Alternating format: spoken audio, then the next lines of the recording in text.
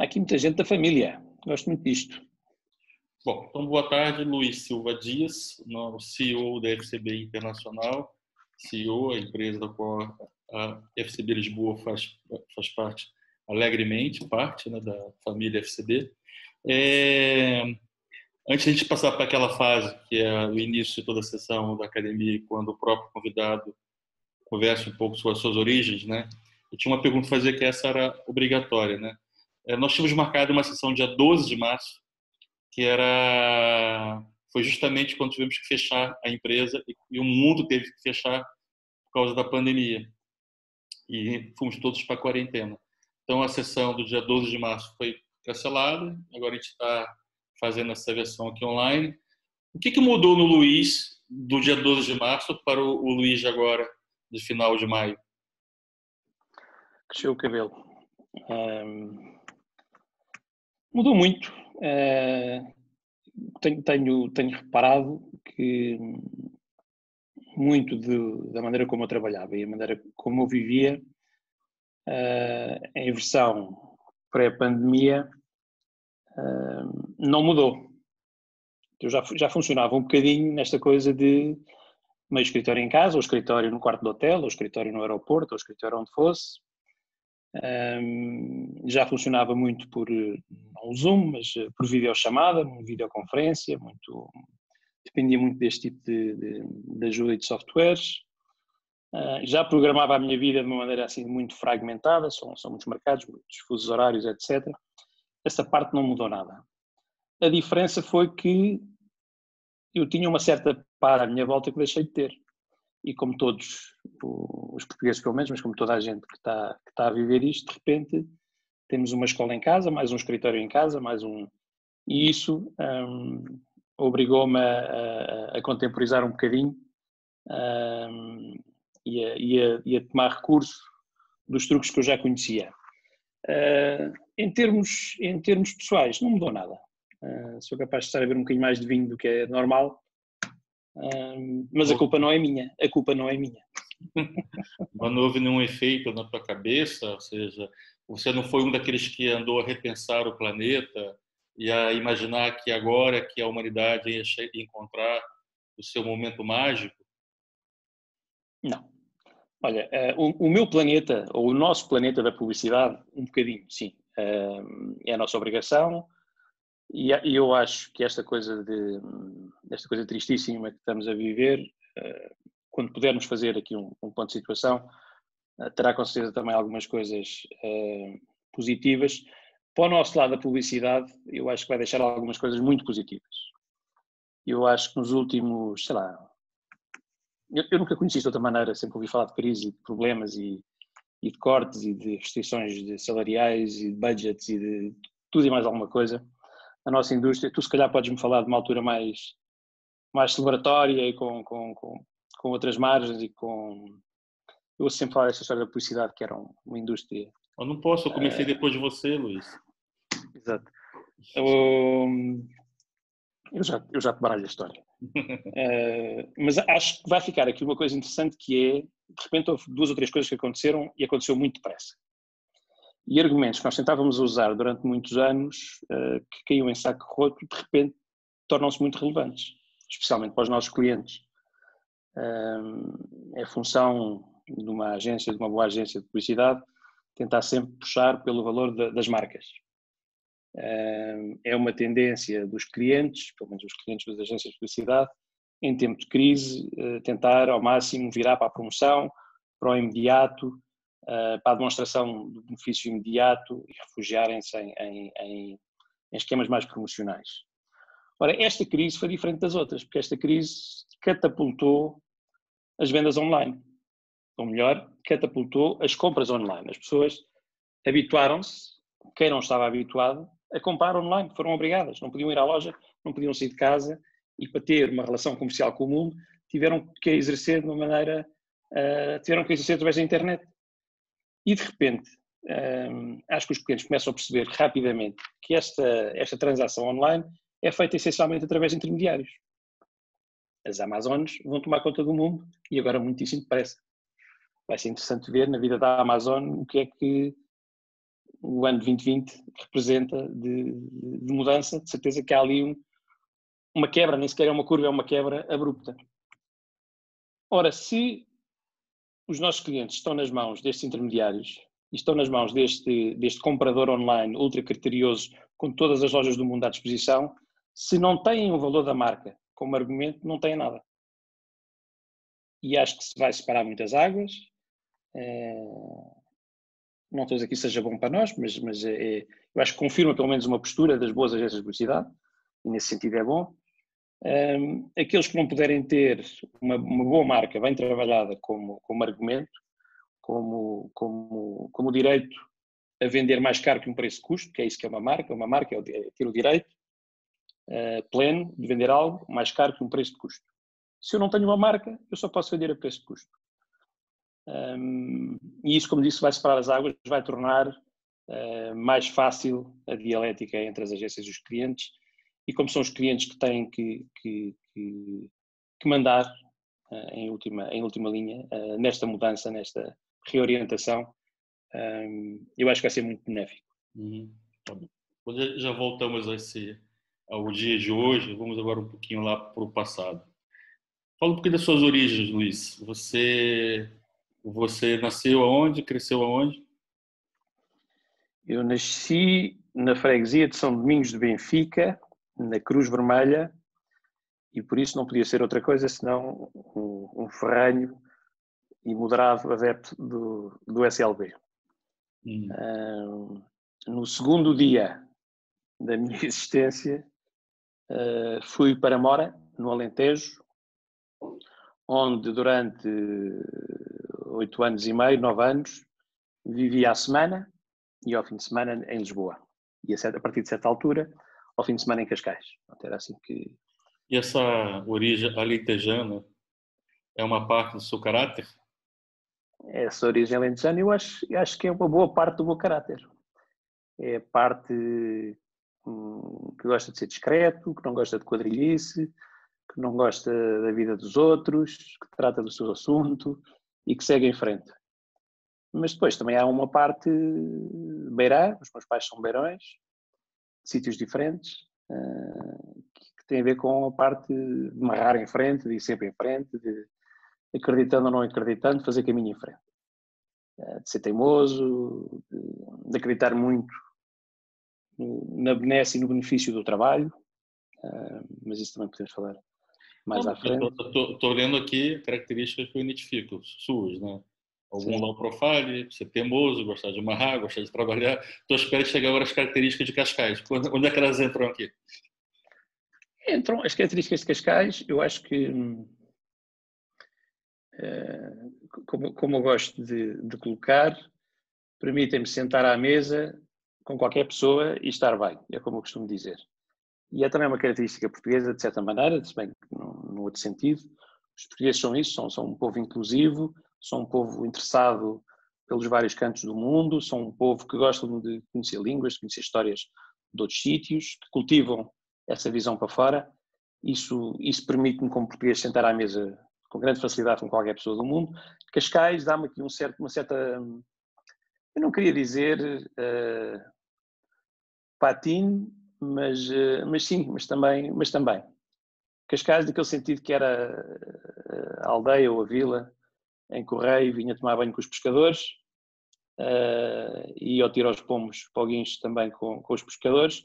Esse Cascais eu gosto, é um Cascais também ele inclusivo, um Cascais que apesar de ter noção das várias classes e dos vários tratos, não toma isso como uma divisão, antes pelo contrário é uma percepção inclusiva das coisas. Eu gosto desse Cascais. E gosto também da educação que me possibilitou, que é uma educação que me permite novamente navegar por vários mares sem grandes questões. E quando é que apareceu a opção pela comunicação, no caso especificamente para o design? Em que época da sua vida aconteceu isso? Foi uma vez que a minha mãe decidiu que eu ia ser advogado. E eu olhei assim para o lado. Seria um bom advogado, Luiz. A minha mãe concorda contigo, de certeza de sempre. Daria um bom promotor, na verdade. Daria um bom promotor. Sim. E eu olhei para o lado e na família havia engenheiros, muitos engenheiros, havia arquitetos, que era um lado que me parecia mais interessante, as pessoas da família que eu achei que tinham uma vida que eu gostaria de ter, andavam por aí, mas eu não gostava de ter aquela coisa que alguns primos meus e alguns tios meus tinham, esses engenheiros todos que tinham só conversas sobre aquilo e que não existia mais nada. Eu queria uma coisa diferente, que fosse por ali, mas diferente. E eu não consigo até hoje saber qual é o sacana do filme, mas uma vez eu vi um filme. E era um filme italiano que eu continuo à procura e que tinha um tipo que era o Ingegneri, já não me lembro o nome dele, mas ele era um designer na realidade. Passava-se nos anos 50, 60, naquele advento do design italiano pós-guerra, que era tudo acima de brilhante. E havia um tipo que tinha uma mulher italiana, como é suposto que as mulheres italianas sejam nos anos 60, que guiava um carro italiano nos anos 60, que tinha uma casa italiana na Itália, e eu vi ali tudo o que eu queria ter. Ele não trabalhava, no filme não se via ele a trabalhar, mas pronto, via-se que tudo aquilo era consequência do trabalho dele. E eu achei, olha, isto é uma coisa interessante. E tinha 2 arquitetos na família, que quando eu comecei a falar de design, isto eram os meus 14, 15 anos, me deram muito feedback, me deram livros para ler, me mostraram coisas, alimentaram muito isso.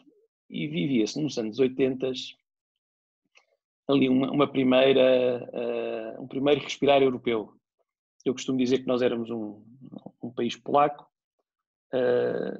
vivíamos nesta lama que vinha da desgraça que Portugal atravessou nos anos 70, do princípio até ao fim, e começamos a ter nos anos 80 ali uns laivos de perceber que existiam umas marcas, perceber que existiam várias versões do mesmo objeto, que podiam ser bons, podiam ser maus, havia uma coisa que era o desenho, que havia a boa forma, que havia coisas que eu gostava. Ouvi falar de chique pela primeira vez, e o que é que realmente queria dizer chique. Ouvi falar de kitsch, ouvi falar de coisas que eu não sabia usar na minha linguagem normal. E como tive acesso à informação, foi muito fácil optar por aí. E pronto, e fui dizendo, não vou ser advogado, vou ser designer. E dei ali 3 ou 4 anos ao resto da família para se ir adaptando ao que isto queria dizer. Tiveram que investigar alguns, perceber o que é que isso queria dizer. Estão investigando até hoje, não chegaram a conclusão nenhuma ainda. Exatamente. E depois foi fácil, acabei a escola, eu estava a estudar aqui, primeiro em Cascais e depois em São João, fui para Lisboa, na altura houve uma coisa engraçada, fiz o primeiro ano das Belas Artes e o primeiro ano do IAD ao mesmo tempo, não porque me achasse um gênio que devia fazê-lo, mas porque na altura havia uma coisa que eram os números clausos e eu só saberia que entrava na universidade em setembro, mas se não entrasse tinha que ficar à espera um ano. Mas se eu quisesse ir para uma universidade privada só me podia inscrever até fim de junho e pagar metade do ano logo, quase, era assim uma coisa que eu tive que fazer por segurança. E quando entrei resolvi fazer um mês de cada e fui ficando, e fui fazendo mais um mês e mais um mês, e pude começar a usar currículos análogos nas 2 universidades e trabalhos que serviam para um lado e para o outro, e acabei por ficar lá o ano todo. E 2 turmas, né? 2 turmas. O dobro de manhã, o dobro de pessoas. O dobro das horas. Amanhã nas Belas Artes, à tarde no IAD, à noite onde podia. Mas pronto, cheguei ao fim desse ano e acabei por optar pelo IAD. Tinha, não sei, um lado mais técnico na altura, tinha uma pessoa com quem eu me identifiquei. Qual era o nome do curso do IAD? O nome do curso, exato? Design de Comunicação. Design de Comunicação, já não sei. E estava a dizer, tinha uma pessoa com quem eu me identificava muito e era fácil, que era o António Quadros, que era um humanista num sentido muito prático da coisa, tinha uma visão para uma escola, era uma coisa que eu nunca tinha percebido, uma escola era quase um serviço, era um equipamento para mim, e de repente estava numa escola que era mais que um equipamento, uma família quase, um sentido de família. Aqui uma Ana do muito... dizendo que era da tua turma do IAD, Luiz. Ah, sim? Onde é que está? Mandou uma mensagem agora para todos. Ah, Ana Domingos, fui da turma do Luiz. Ainda bem. Espero que tenha boas coisas para contar, senão espero que o som não funcione. Estou desligado. Muito bem. Ana, beijinho. E pronto, acabei por seguir o IAD, fiz o IAD, no terceiro ano do IAD fui convidado para ser monitor, que era assim uma figura de um... Não era um professor, mas já não era um aluno, era em turmas maiores, em cadeiras mais práticas, era necessário alguém estar ali para ajudar. E pronto, eu tinha boas notas, fui convidado para isso, fiz isso.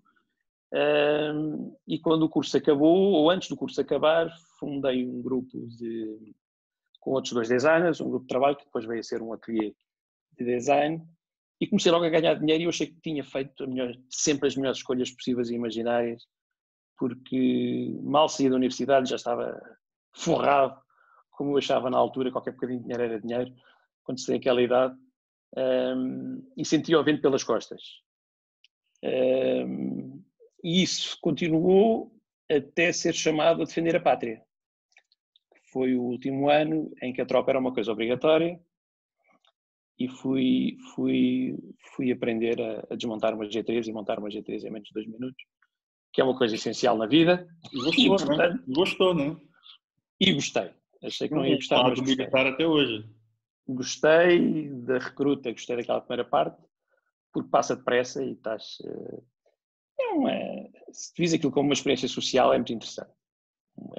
É a possibilidade de estar no meio de muita gente que tu nunca vais estar na vida, de origens e visões. Big Brother sem câmaras.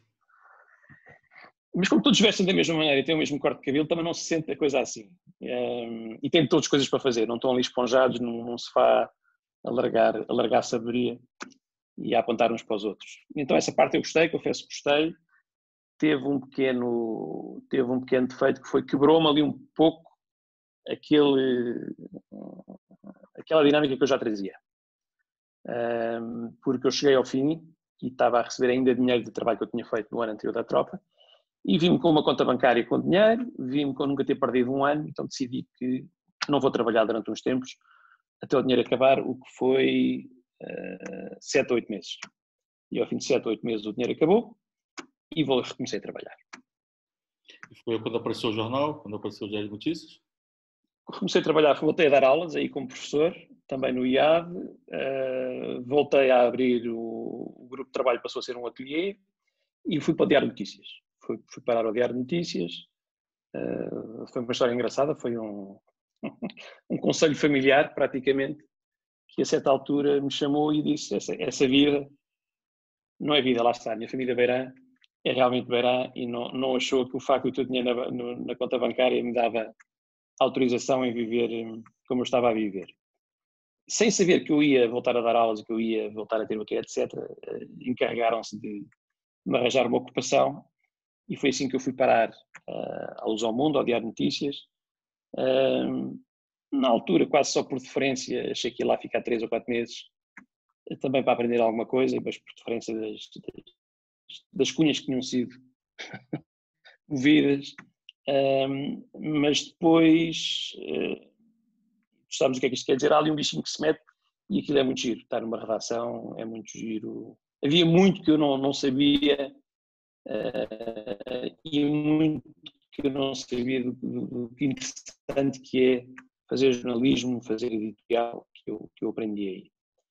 E aí fiquei até nos conhecermos. Queres falar aí?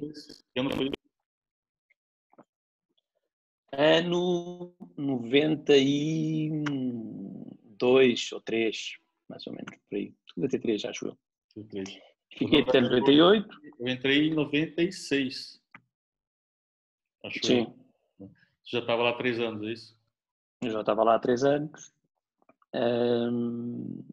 E fiquei até 98 e fiquei a dar aulas e fiquei com o ateliê e tudo mais.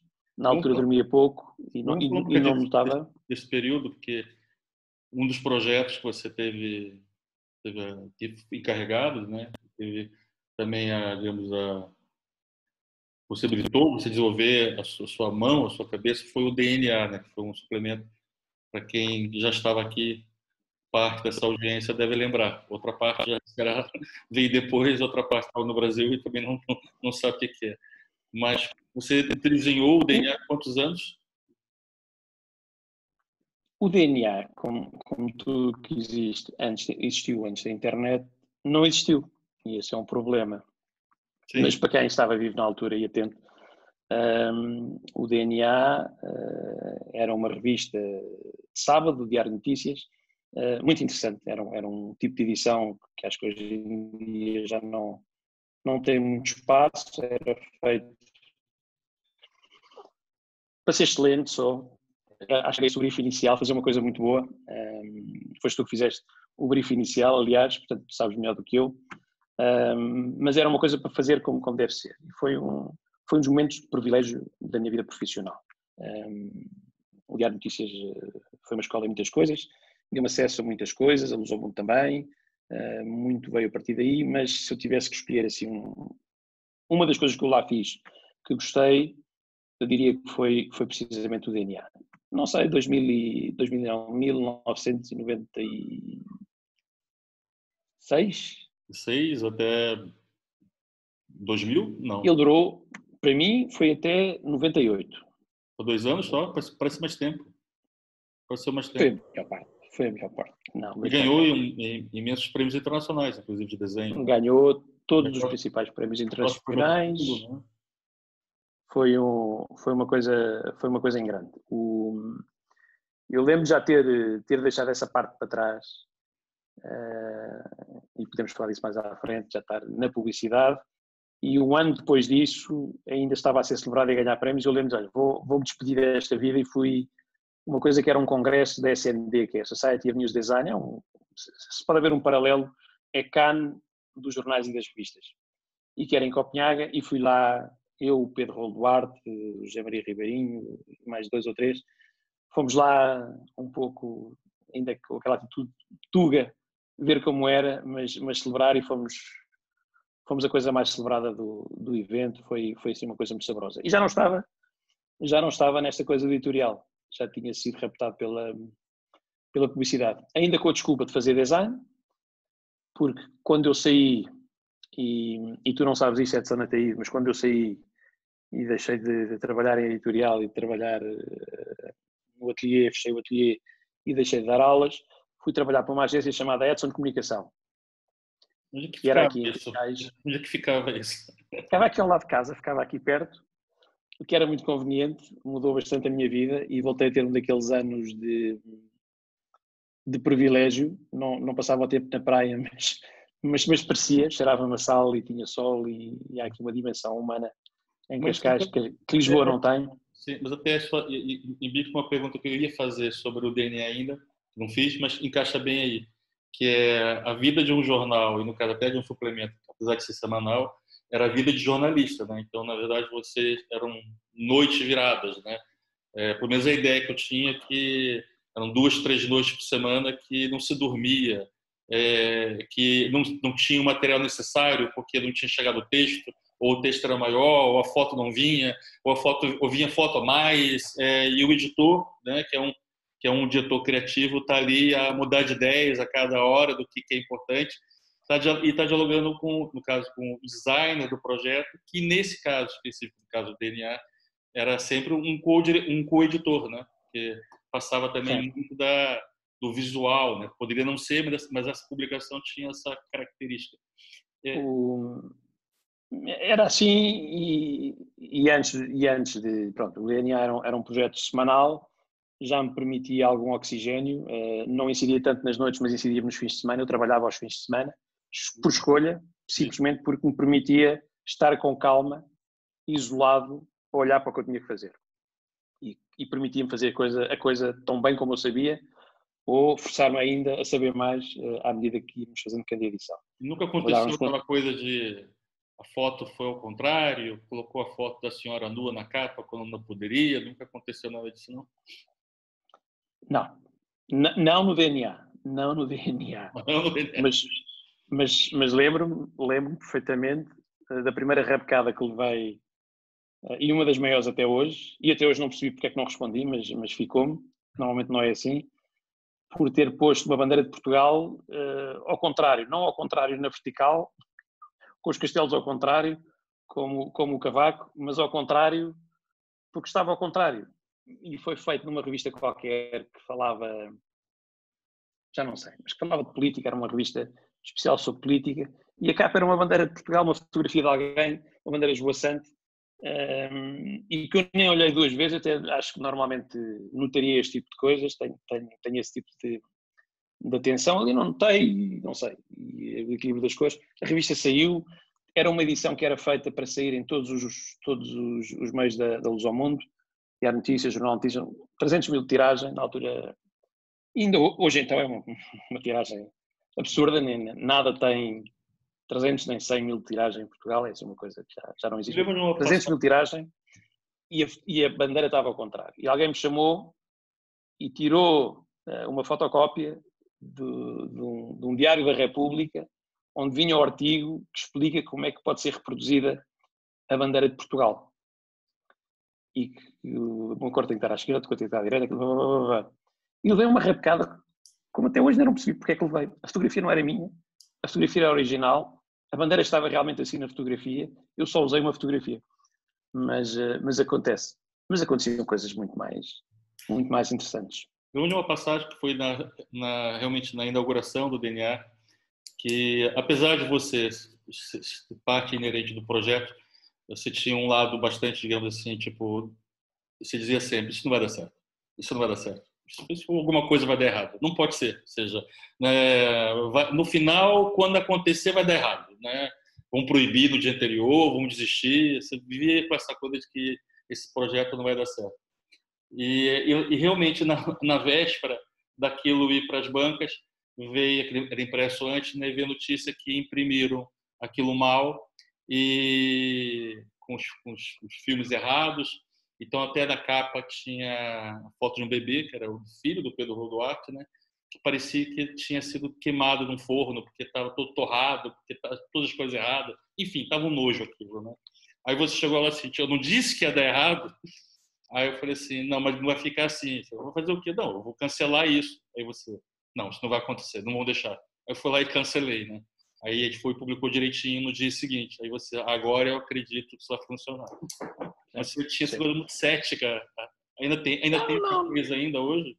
Não era, eu acho que eu não reconheço nada desse traço, mas reconheço tudo o que tu disseste. O que acontece é que nós conhecemos na altura,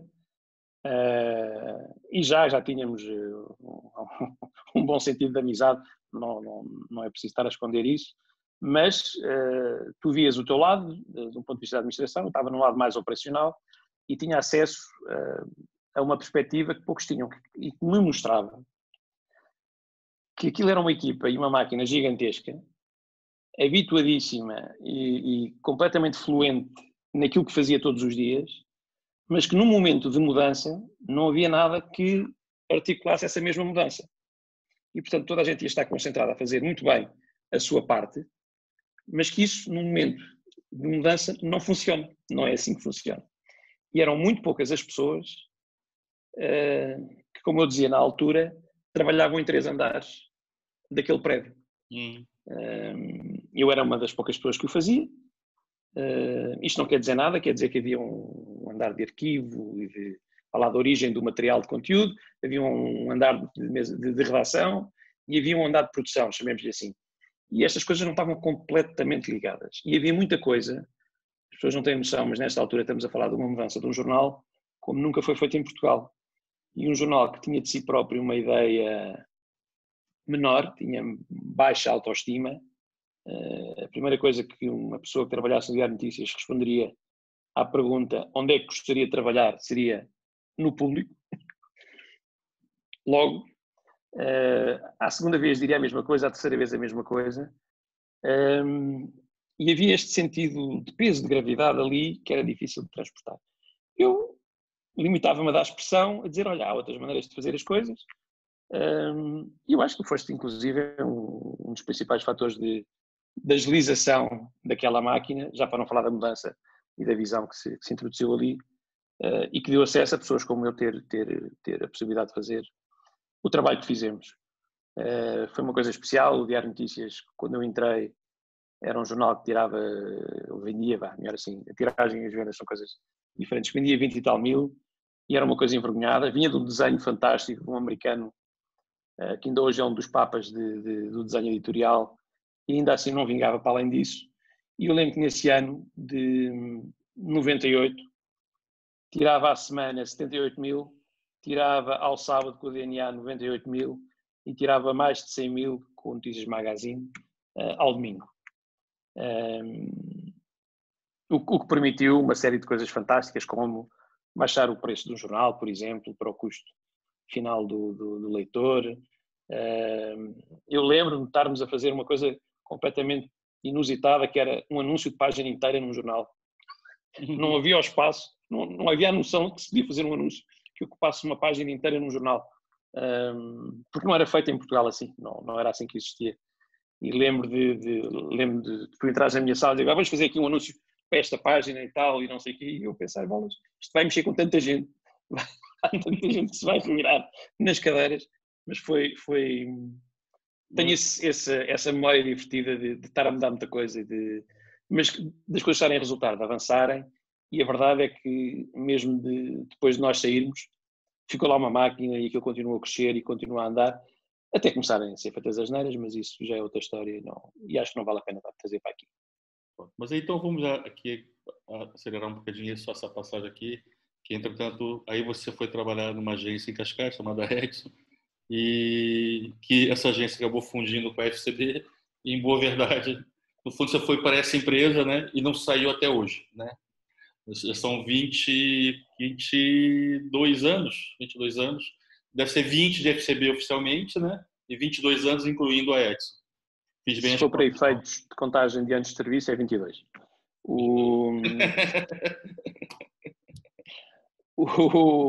Não, olha, eu conto exatamente a história da publicidade, a minha história na publicidade assim. Eu sentei-me numa cadeira a fazer uma coisa e até hoje estou nessa cadeira. No sentido em que não houve uma intenção de agora vou fazer aquilo e depois aquilo e vou passar a outra coisa e vou... eu sentei-me, fui fazendo, fui trabalhando, houve questões e problemas para resolver, fui resolvendo. A empresa foi mudando em volta, né? A empresa foi mudando em volta, na verdade. Exatamente. Houve uma primeira mudança que foi terrível e que foi muito difícil. Foi ter que deixar de trabalhar em Cascais e voltar a trabalhar em Lisboa. Muitíssimo mais difícil do que depois começar a trabalhar internacionalmente. Essa foi um dos problemas grandes que eu tive em 2000, quando a certificação foi, como tu dizes, absorvida pela FCB. Mas a partir daí foi um... E quando é que você descobriu que você já não sairia mais da publicidade? Teve algum momento específico? Eu não estaria tão seguro como tu sobre o ser da publicidade, e mesmo até porque não é o tipo de coisas que nós controlamos. Já foram 22 anos, né? Então, pelo menos durante 2 décadas. Eu vou dizer isto e eu sei que tu acreditas.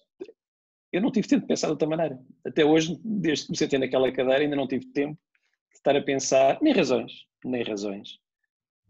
Eu acho que a partir da altura tu começas a ter um bocadinho de senioridade, um bocadinho de autoridade naquilo que tu fazes, e hoje só consigo ter esta conversa com poucas pessoas, mas já encontrei gente que concorda comigo.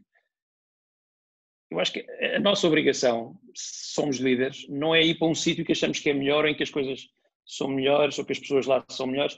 É dentro do sítio em que nós estamos e em que somos líderes, provocar a transformação e conseguir elevar, qualquer que seja a questão, qualquer que seja o patamar que nós achamos que ali no outro sítio está bom, conseguir elevá-lo ao nível que nós achamos que temos que estar. O Diário de Notícias foi, aquele momento terá sido uma boa escola para isso. Mostrou que é possível, que é sempre possível. Eu nunca quis ir para outra agência sem primeiro ter explorado a possibilidade de encontrar soluções no próprio sítio em que eu estava. E a verdade é que a cada momento em que eu mais ou menos fui progredindo, nunca foram momentos fáceis, foram sempre momentos muito difíceis. E eu acho que aí entretinham-me também a cabeça. Tinha que me concentrar muito na solução e havia pouco espaço para olhar para o lado. E depois, como eu te digo, sou beirão, eu gosto de seguir em frente, não gosto muito de grandes curvas. Quando se tomam grandes decisões, as grandes decisões são para manter. E essa questão da carreira internacional? Como é que, quando você percebeu que já não tinha como dar a volta a dar, embora você tenha está a partir de Portugal, que já é uma coisa pouco comum, né? mas que tem vindo a funcionar, já são alguns anos nisso. Mas quando Olha, é eu que vou-te você viu dizer. que tinha que realmente fazer a carreira internacional? Vou-te dizer e vou arranjar uma maneira de te incluir na história, também que é interessante. Houve ali uma altura que eu deixei de fazer design,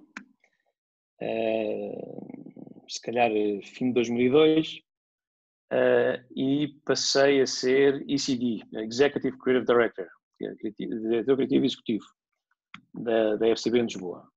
Isto porque o gajo que lá estava antes, que era até àquela altura o guru da publicidade, foi dar a volta ao mundo. Lembro perfeitamente de ter sido isto que aconteceu. E houve ali um espaço de navegação e eu, de repente, quando comecei a ter a minha cadeira, era diretor criativo e executivo. E com a fácil percepção de que seria alguém a prazo por 6 meses, porque eu era o tipo que vinha a seguir ao guru da publicidade, ao tio Olavo. E eu podia ser, não que eu tenha baixa autoestima, ninguém daqui me conhece. Eu acho Me pode que acusar disso. Me pode acusar desse disso. mal você não sofre, Luís. Pode sofrer de Não, vários, mas esse não. não tem. Podem-me acusar de outras coisas, mas essas não. Mas não que eu tenha baixa autoestima, mas era uma realização, vá lá, da geografia em que eu estava, do patamar em que eu estava. Estava naquela colina muito exposta ao tiro do inimigo. Mas pronto, marrei em frente e houve ali havia uma equipa e houve gente que lá estava antes, gente que veio de novo, que resolveu apostar. Houve 2 ou 3 pessoas, para ser muito justo, que sofreram muito. Eu lembro de estar 6 meses sem fins de semana, com noites constantes, etc., para garantir que a performance da agência era toda alto nível.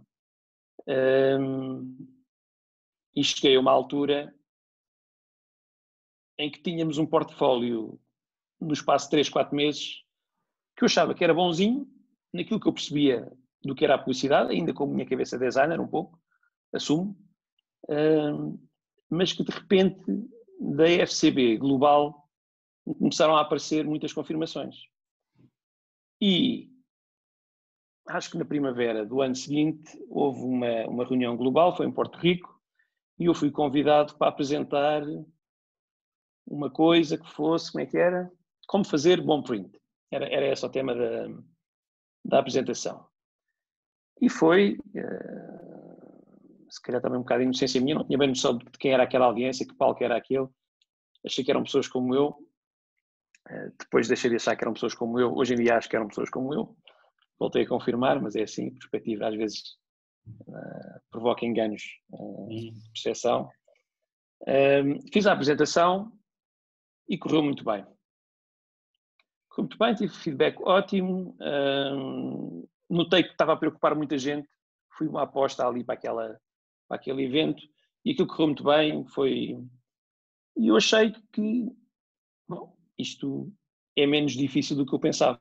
Estes últimos 4 ou 5 meses que andei aqui a trabalhar como humor, se calhar foi um exagero. E passado um mês ganhámos em Cannes, que foi também uma coisa importante. Ganhámos um Leão de Prata em Cannes, que hoje em dia não é nada de especial. Naquela altura havia menos leões e uma prata já era uma coisa difícil e a partir de Portugal era uma coisa difícil. E num departamento criativo pós-Edson Ataíde foi um alívio muito grande. Foi como capital político, deu-me ali espaço para respirar um bocadinho e começar a tomar decisões. E isso foi interessante. Essa reunião em Porto Rico, uma das consequências foi que comecei a ser chamado, a FCB tinha na altura uma ferramenta chamada Creative Rumble, que era para qualquer boa oportunidade ou cliente com um brief com melhor dimensão. Estou a ver aqui o Adilson Xavier. Já falar isso, Sabe exatamente. falar exatamente isso. Na Carro Exatamente. Um abraço, Adilson. Alguns. Alguns criativos à volta do mundo eram chamados para trabalhar nesse projeto e eu contei por mim, tinha de 3 em 3 meses um Creative Rumble. Ia para aqui, ia para ali, e de repente havia um pitch não sei onde, lá ia eu fazer a coisa, e fazia. E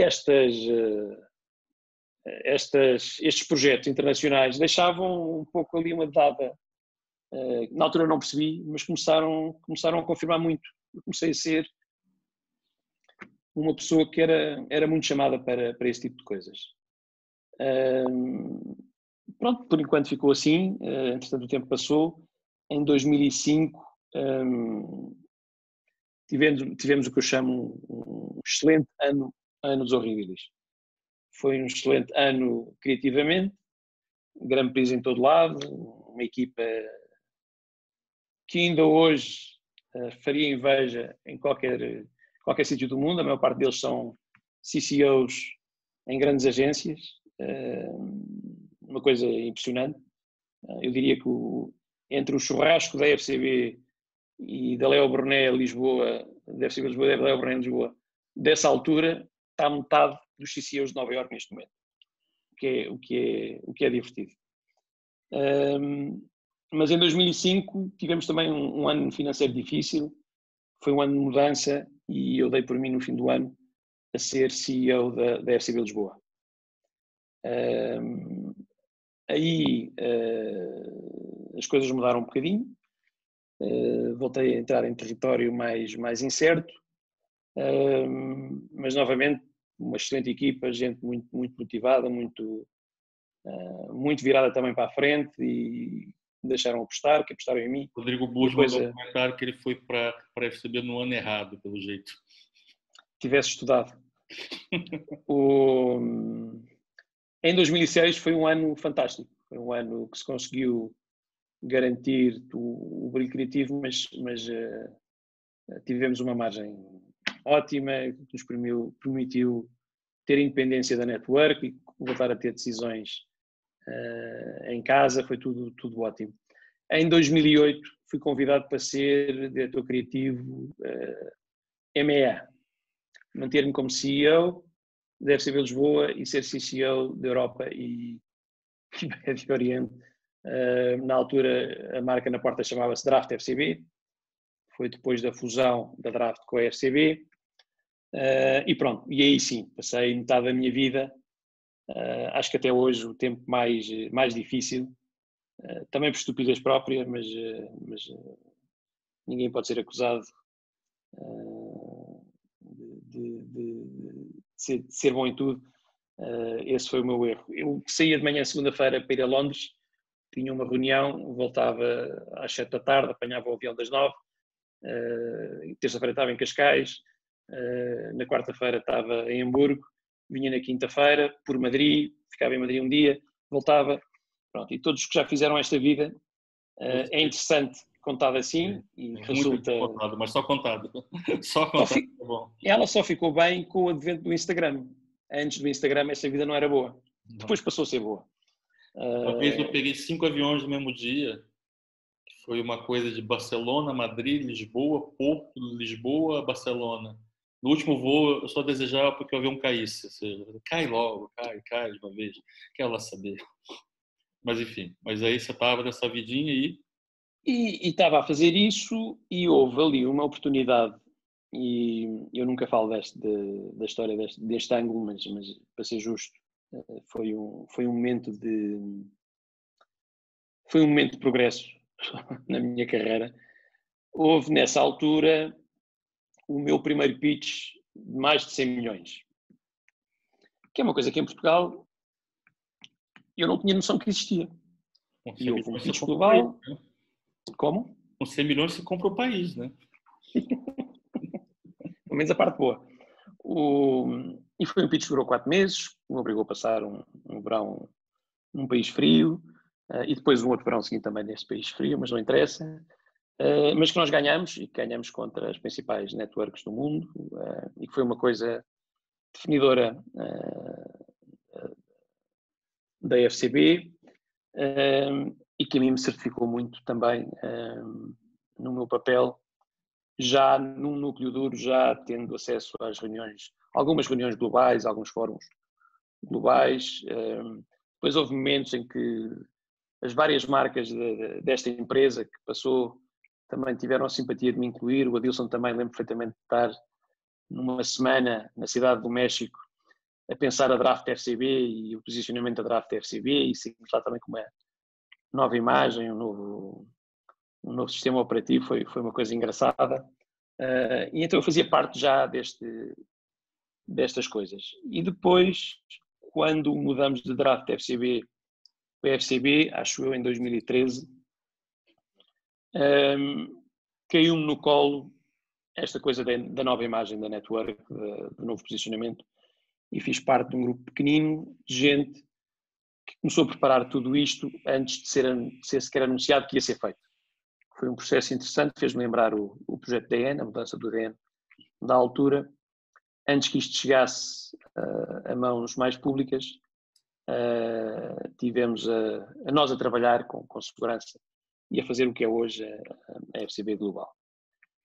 Aí resultou, com o advento da mudança de posicionamento da agência, que eu saísse como CCO da FCB Internacional. A FCB Internacional são 80% dos escritórios que são responsáveis por 20% do revenue. Portanto, são aqueles escritórios que vão desde Buenos Aires, Argentina, até Seul, na Coreia. São quantos hoje? 64, 65. No fim deste ano vão ser 67. Para chegar a 69 temos um problema, né? Tem que fundar, num ano tem que fundar dois escritórios ao mesmo tempo. E esse foi uma versão melhorada do meu tempo de diretor criativo da Europa. Porque já viajava de outra maneira, com outro espaço de atuação.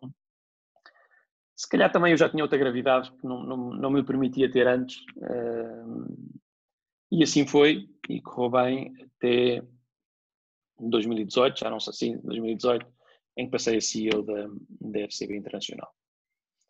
Eu vou avisando o pessoal que quer fazer perguntas, que eu vou abrir rapidamente aqui, fazer mais uma pergunta, depois abro, que é assim, eu libero a possibilidade das pessoas que quiserem ativar o seu som, ativar. Quem não quiser perguntar, peço que não ative, depois entra ruído de papagaio, gato, cachorro, porco, que as coisas estão bem em casa.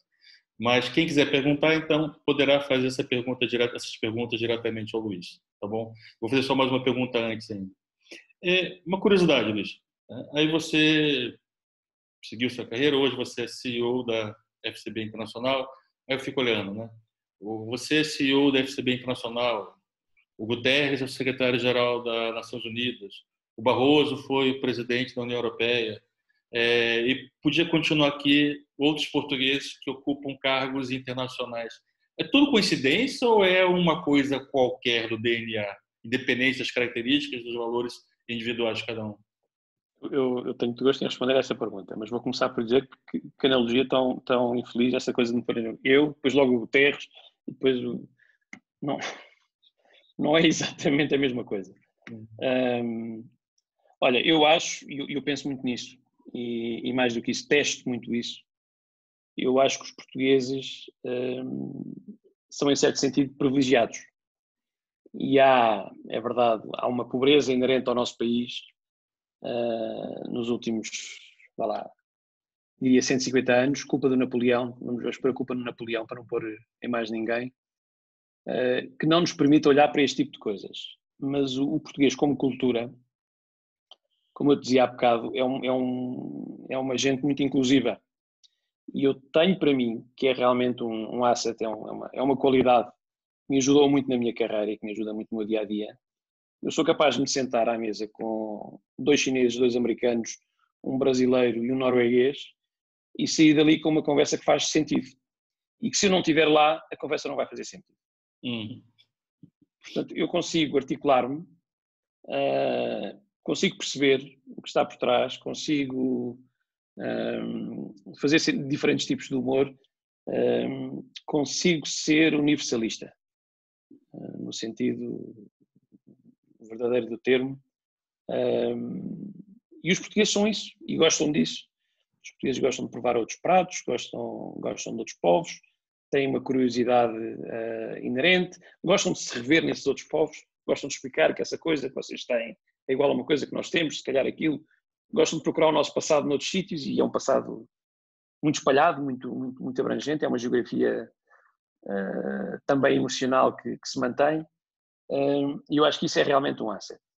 E depois o português tem um lado pragmático, que é invejável, e que não existe. O brasileiro não tem.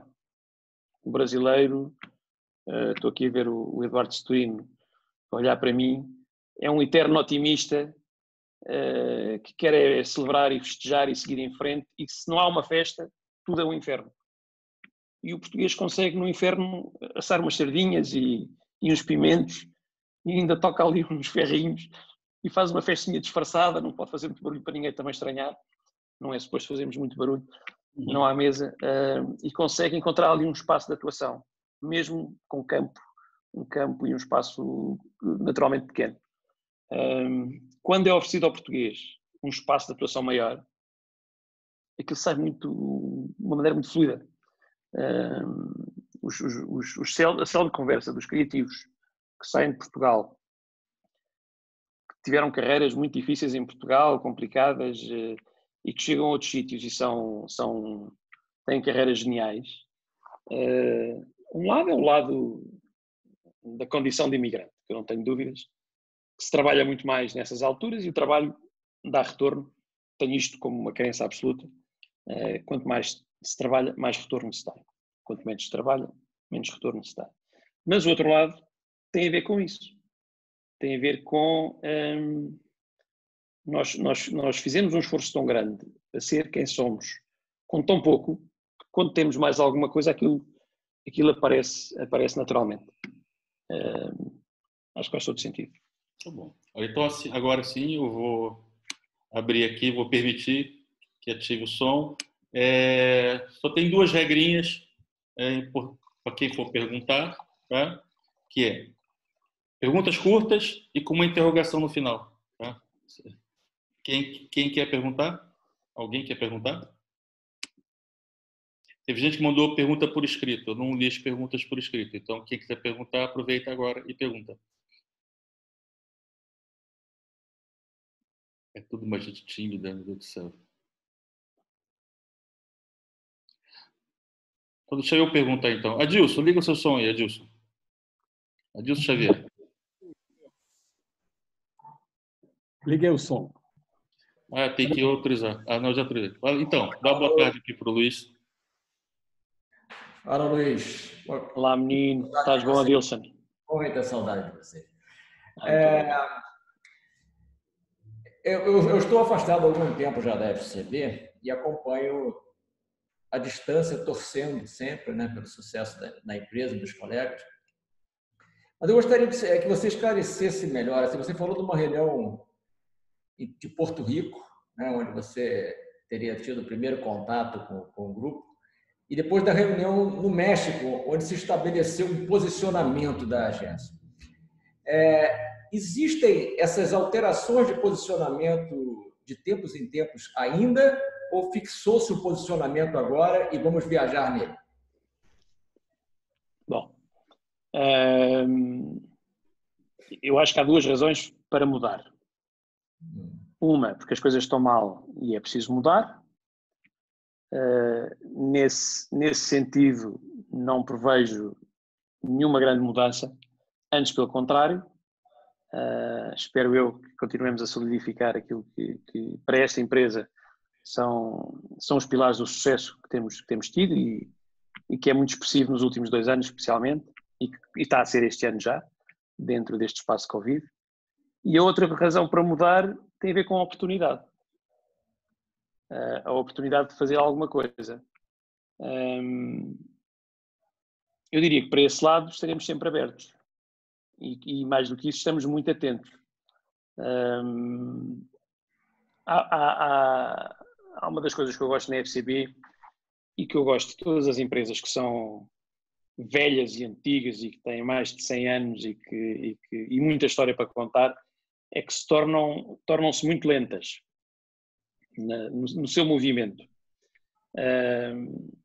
E eu aprendi a gostar disso porque quando tu te moves de uma maneira lenta, tens mais tempo de acertar, tens mais tempo de fazer a coisa certa. Essa era a nossa estratégia para continuar até março passado. Entretanto, o mundo mudou. aquilo que nos trouxe até aqui, digo eu, tem que ser confirmado e projetado. Mas acho que abrir um espaço de oportunidade muito grande. Graças a Deus apanhou-nos em boa altura, num bom momento. Por isso acho que é natural que aconteçam coisas, mas coisas nesse sentido, coisas de aproveitar a oportunidade que se nos apresenta, porque de repente o consumidor é outro, a audiência funciona de outra maneira, o interface é outro, o momento da compra mudou, tudo evoluiu muito rapidamente. É natural que nós demos um pequeno salto, um bocadinho mais rápido do que o nosso movimento lento normal, mas não prevejo que mude em nada a estratégia dos últimos 4, 5 anos. Obrigado pela colocação, Adilson. Olha, tem aqui a Sofia Martins, que não consegue ligar o som dela, ela pede desculpas, ela faz uma pergunta, aquele tipo de pergunta que ao fazer a pergunta, ela já coloca um adjetivo na pessoa que vai responder, porque ela pergunta: que conselho você daria para os jovens hoje? O único conselho que eu tenho para dar para os jovens não querem ouvir. Porque é o único espaço em que eu me permito dizer alguma coisa. Todo o resto, eu acho que, se para alguma coisa eu sirvo de exemplo, pode ser para isso, que é: tomem as vossas decisões, façam tudo o que acharem que têm que fazer. Mas há uma coisa que eu aconselho: trabalhem. Trabalho enobrece e um dia serão marqueses, e isso é coisa boa. Tudo o que eu tenho vem de trabalho. Tenho plena consciência disso. Se calhar às vezes exagerei. Está ali o Edson Ataíde, que é conhecido por ser um workaholic. Já foi mais. Agora já lhe vejo uma vida mais prazenteira, mais controlada. Mas nós somos de uma geração que viveu não a fome do pós-guerra ou aquela fome, mas uma fome de sair do que eu dizia há pouco, de um país polaco e de um país que tinha pouco acesso, tinha pouca coisa, tinha pouco conhecimento, tinha pouca noção, e de repente começou a ter uma música diferente e começou a ter calças com marcas e ténis de não sei onde e concertos que vinham cá ter connosco e poder passar férias fora e essa fome, que era uma coisa muito anos 80 deste país, eu acho que vai voltar no pós-Covid. Acho que todos vamos sair desta situação de confinamento esfomeados por muita coisa. Espero eu que também esfomeados por trabalhar, por fazer coisas, por ter coisas para apontar como suas, por fazer avançar. É a única coisa que eu me permito aconselhar. O resto, façam o que vos der na real gana. Se não fizerem, não vale a pena. Uma pergunta da Patrícia, nossa colega, Patrícia Nassauer. Pergunta... Patrícia. Não quer perguntar diretamente, Patrícia? Posso perguntar. Olá a todos. Pergunta, Luís, vais viajar menos agora com tudo isto? Porque o que se está agora a notar é que é muita gente a dizer: estamos a ver que muitas reuniões realmente não podia-se ter poupado, e isto agora com esta discussão toda, achas que vais viajar menos? Com certeza. Não tenho dúvidas, aliás, e é o meu benefício egoísta desta coisa toda será isso. Vou ter com certeza mais critério nas viagens que vou fazer. E eu acho que tem que se viajar, e eu acredito muito. A publicidade é um negócio e os negócios são feitos cara a cara, frente a frente. Eu acredito no poder de um aperto de mão no final, e há coisas que só se podem perceber quando se partilha uma mesma sala e uma mesma mesa e se vive um mesmo problema e se celebra um mesmo sucesso. Isso tem que existir sempre. A parte da celebração mais ainda, porque vamos sair, como eu digo, esfomeados de vida destes meses de confinamento, mas vou ser muitíssimo mais criterioso nas viagens que faço, porque o software mudou, porque agora é mais fácil, e o software já existia, mas as pessoas não estavam tão habituadas, e eu adapto-me facilmente, mais uma coisa que os portugueses fazem, com alguma facilidade, mas agora toda a gente está habituada.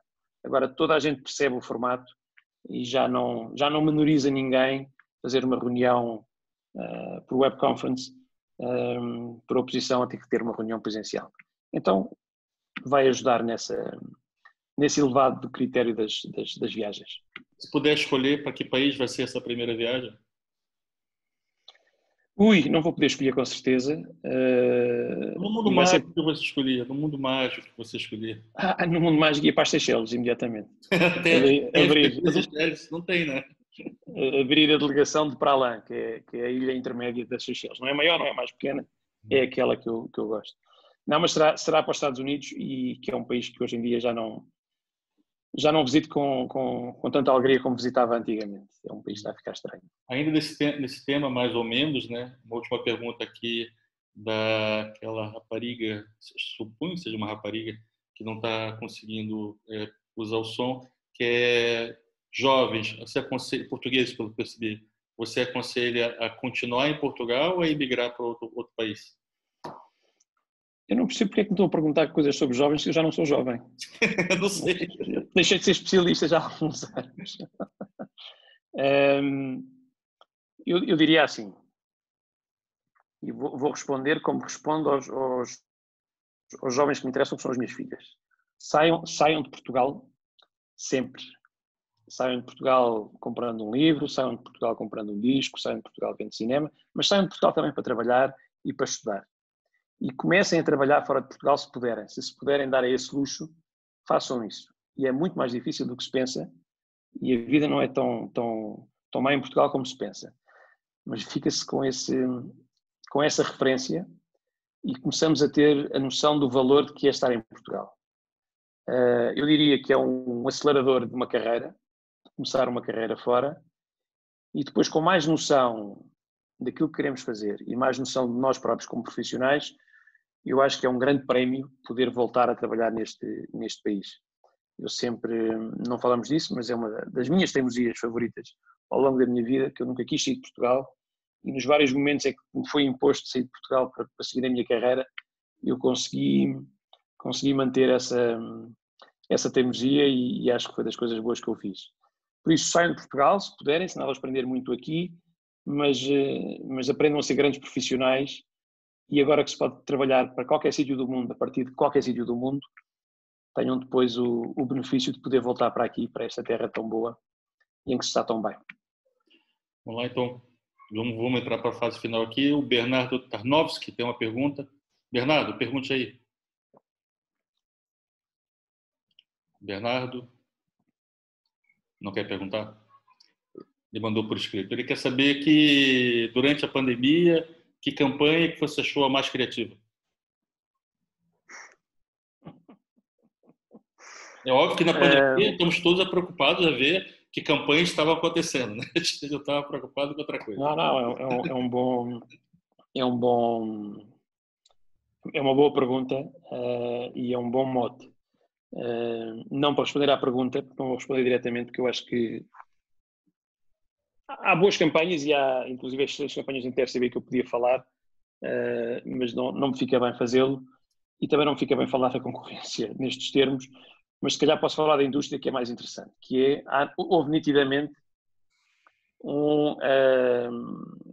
primeiro um perder-se, eu não dizia perder, uma desvalorização da criatividade nos primeiros momentos, porque voltamos a coisas essenciais, como produzir uma campanha. Está ali o Joaquim a pensar na vida, pessoas como o Joaquim passaram a ser importantíssimas, como traduzir uma ideia por uma coisa concreta e fazer um filme, ou produzir uma campanha de outdoor, ou produzir uma peça gráfica, porque se não podemos sair de casa, as coisas não podem existir, não interessa ter as ideias e ter conceitos. Então houve ali uma primeira fase que foi como encontrar maneiras de produzir, e novas maneiras de produzir, e novas maneiras de filmar, e novas maneiras de fotografar, etc, etc. E isso foi o foco da indústria. Depois houve um segundo momento em que, e eu vejo ali os clientes muito por trás, com as agências, a perceber que há que estabelecer elos, ligações mais emocionais com as pessoas, com os seus consumidores. e celebrá-los nessa nova existência, e vimos muito uma nova realidade, por oposição àquela realidade de filmes na praia e filmes no campo e filmes na rua. Vimos muita casa, muita varanda, muita rua vista de cima. Houve muito isso, porque as marcas tiveram que procurar o seu lugar na vida das pessoas nesta nova vida, e isso foi importante. E eu acho que foi uma das coisas boas da publicidade. Acalmou as pessoas, situou-as na sua nova existência, numa certa rotina, num certo cotidiano, deu-lhes referências, não se sentiram sozinhos porque viram que era assim com todo o mundo. Foi interessante. A publicidade é um espelho da sociedade. E o lado positivo durante uma pandemia, né? Porque enquanto o telejornal mostrava a realidade, exato, de morte, né? A publicidade obrigava a mostrar, não, mas os vizinhos também se falam, o namoro continua, apesar de ter esse papel pedagógico também, né? De vender essa nova normalidade, digamos assim. E é uma história para ser contada ainda, porque é realmente muito interessante esse lado. Mas eu fico só pelo lado de nós do marketing, os nossos clientes, as grandes marcas, ou as boas marcas, digamos assim, sentiram-se obrigadas a encontrar um novo chão para pisarem e uma nova permissão para entrarem na vida das pessoas. E isso foi interessante. E agora estamos a chegar a um ponto que eu acho que vai ser mais divertido, que eu vou chamar para mim próprio o lado costurica da coisa, que é quando já ninguém aguenta o que estamos a viver e já está toda a gente a projetar-se para outra fase. E, como eu digo, vamos voltar a esta fome de ganas de viver, que o Costurica celebrou tantas vezes nos seus filmes. Acho que vai acontecer muito agora também na publicidade. Vamos voltar a ter bom humor, grandes explosões de idiotice, que a publicidade também é feita disso, e dar às pessoas uma outra referência para os próximos meses de vida. O que é interessante também é que no espaço de 3 meses passamos para sítios completamente opostos enquanto indústria. Vai ser muito interessante fazer esta história daqui a uns tempos. Okay. Bom, Luiz, a gente tem que encerrar por causa do tempo. Como você, digamos, é nosso visitante emérito, está sempre presente, né? A gente pode já combinar de fazer aquela que você tinha preparado, que era uma coisa mais positiva, mostrando trabalhos, tal, que essa plataforma não permite, fazer de maneira presencial. E como eu sempre tenho dito aqui nessas sessões digitais, né, sinal de que a normalidade terá regressado a um lugar que nós gostamos, né, e é sinal de que a gente poderá se cumprimentar com pessoas normais, com as mãos, não com os cotovelos, que é uma coisa completamente desonra, e é sinal de que o escritório da FCB Lisboa vai estar aberto e recebendo boas visitas como você. Então, mais. Quer alguma última mensagem? Nada, agradecer simplesmente. Obrigado, Edson, obrigado a todos. Quase todas as caras eu conheço bem e gosto muito. Obrigado por estarem aqui e por me darem um bocadinho do vosso tempo. Até amanhã. Muito obrigado a vocês e brevemente informarei qual é a próxima sessão. Tem uma sessão reservada semana que vem, mas não está confirmada ainda. Esse amanhã eu consigo confirmar. Muito obrigado. Pode bater palminhas, as digitais. Tchauzinho para todos. Voltaremos brevemente nesse mesmo canal. O preço é o mesmo. Tá? Abraços. Um abraço a todos.